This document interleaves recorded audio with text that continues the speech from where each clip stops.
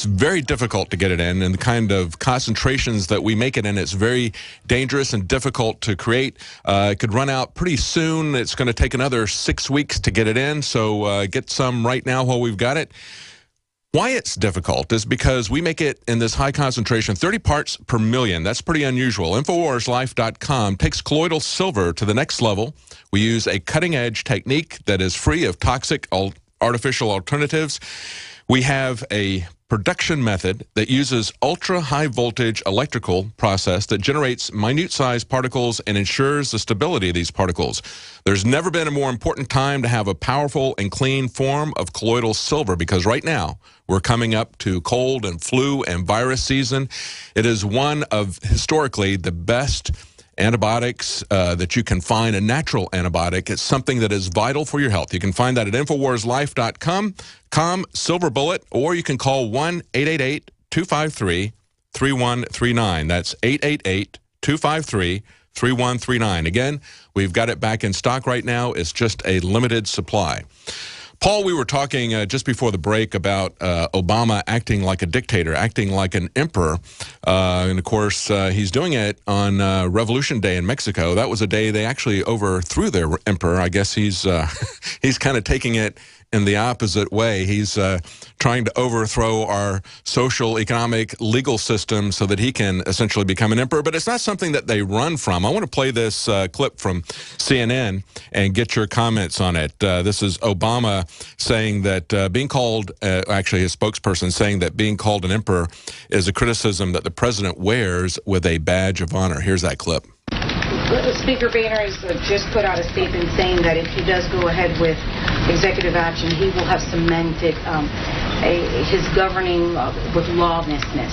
However, others have said that it isn't necessary for the president to take this action, maybe to push Congress to go ahead and approve some type of immigration reform. Is that the purpose of him, part of it, of taking this step and taking executive action and trying to protect or fix what he says is wrong with the immigration system?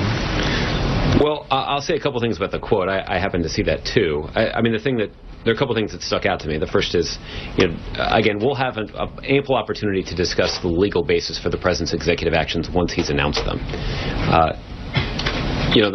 We've heard this kind of rhetoric about lawlessness from House Republicans for some time. I know that their most recent statement referred to Emperor Obama.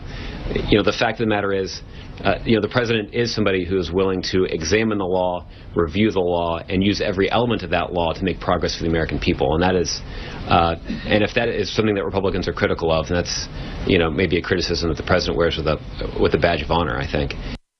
So what do you say to that, Paul? Well, I mean, Obama himself said, again, about a year ago, I'm not a king, I'm the head of the executive branch of government, I'm required to follow the law. Now, the tact has changed somewhat. And again, the press secretary there says, fix it for the benefit of the American people. The clear majority of Americans oppose this amnesty plan.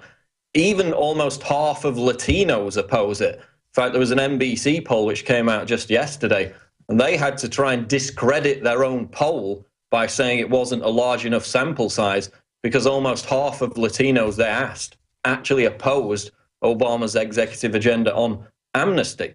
So he's not acting in the best interests of the American people by any stretch of the imagination. He was fundamentally rejected by them in the recent midterm election.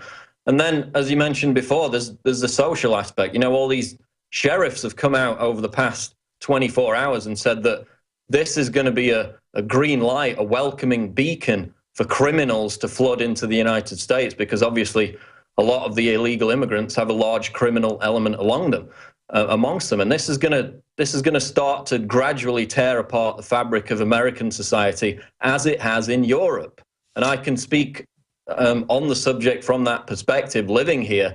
Mm-hmm. And even David Cameron and Angela Merkel, the German chancellor, have acknowledged that state-imposed multiculturalism through mass uncontrolled immigration, which is what many European countries have overseen, doesn't work. It's a complete failure, because a lot of these immigrants don't wish to assimilate. They have their own culture which they want to reinforce, and it's often hostile to the native culture. So that's not right-wing political groups that have said that multiculturalism doesn't work. In Europe, heads of state have acknowledged that it hasn't worked.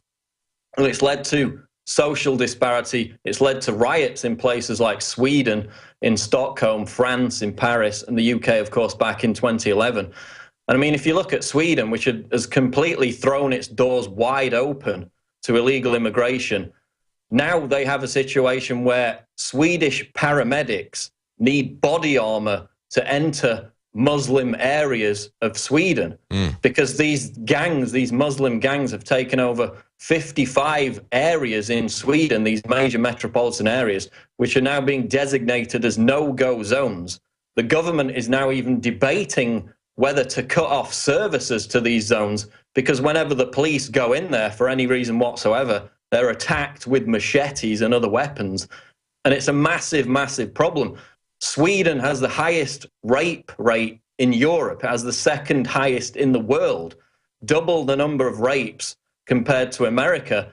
And a lot of them are being carried out by these Muslim rape gangs, which people are scared to talk about in Sweden because it's such a, a liberal utopia, that in the first 7 months of 2013, over 1,000 Swedish women reported being raped by these Muslim gangs in the city of Stockholm alone. Also, wow. 300 of those cases were girls under the age of 15. Well, we've seen a huge increase in crime here. John Bound did a report on it in North Carolina. They had somebody who was tracking it, and of course, they don't like to report that the crime was committed by somebody who is an illegal alien. But they went back and they were able to look closely at the records. They found hundreds of cases, as you point out, of sexual assault, many of them from underage girls at the time. This is something that they're working very hard to cover up. And Paul, this is something that's very different in the American experience. I mean, many of us have friends and relatives who came over in the Ellis Island experiment. We always talk about the American melting pot. Those people who came over in those waves of immigration were coming to America because they believed in what America stood for. It wasn't merely an escape valve. It wasn't merely for economic purposes, but they really bought into the vision, the culture, the legal situation here in the U.S. They wanted to be a part of it. That's why we called it a melting pot. Today, as somebody has pointed out, it's really more of a tossed salad. The groups come in very large numbers. They remain distinct. They remain separate. They wish to keep their culture separate. But it's even more than that. There's kind of a cultural imperialism, a resentment of America, as we see from these groups like La Raza. They seek to establish their own independent state, their own independent culture and legal system. We've seen that with the Muslims as well in Europe. Obama himself understood this. Listen to this quote. This is we reported on this earlier this week, the flashback with the quotes out of Obama's book in 2006 that he had somebody ghostwrite for him, and he was reading it in the audio tape. He said, "Native-born Americans suspect that it is they and not the immigrant who are being forced to adapt to social changes caused by migration." That's Obama saying that. And then he goes on to say, "If I'm honest with myself, I must admit that I'm not entirely immune to such nativist sentiments. When I see Mexican flags waved at pro-immigration demonstrations, I sometimes feel a flush of patriotic resentment. When I'm forced to use a translator to communicate with the guy fixing my car, I feel a certain frustration." He's speaking to what people understand, and that is there is no desire to assimilate, to be a part of this legal system. They want to come here and change it, and that's why Obama is bringing them here. Even though he said this, he wants to use them as a tool of social change, as a tool of disruption. What do you think about that, Paul? Are you there? Did we lose you? No, I'm here. Yeah, I mean, that point is exemplified perfectly if you read Dinesh D'Souza's America, Imagine a World Without Her. As he said, the original wave of immigrants, they wanted to come over. They were escaping despotic regimes in many cases. They wanted to work hard. They wanted to build businesses. Now it's a completely different equation. These people, just as happened in Europe over the past several decades, they're coming across to get welfare. They're coming across to be exploited, to be used as a voting bloc for the Democratic Party. There are a ton of hard-working Mexicans now living in America that have built businesses, that have invested themselves in the American dream, that have achieved the American dream to a great extent, which is why, as I said earlier, nearly half of Latinos oppose Obama's executive amnesty, because they can differentiate between genuine, skilled, hardworking immigrants that want to contribute to the society, they want to assimilate, not ones that are an invasive force, the La Reconquista, the Aztlan types, that want to come in and reinforce their own culture and then be hostile to the native culture that's already there, whether that be white Americans, black Americans, Mexican Americans, whoever, people who are already invested in the system, who have built businesses. So it's not an issue of race. It never has been. It's an issue of economics, the social fabric of the country. And Obama knows that, even though he admitted in his book, like he said, you know, even I'm uncomfortable with the guy fixing my car can't speak English. So even he acknowledged it. Now he appears to have completely thrown any of those concerns about the window and is acting, as Ted Cruz says, like a monarch. Yeah, let's play a quote from that book. Let's play that first quote, guys, here about the effect on blue-collar workers, because I think this speaks to exactly the sort of thing that you were just talking about, Paul. It's whites, it's blacks, it's Mexicans who have come here legally and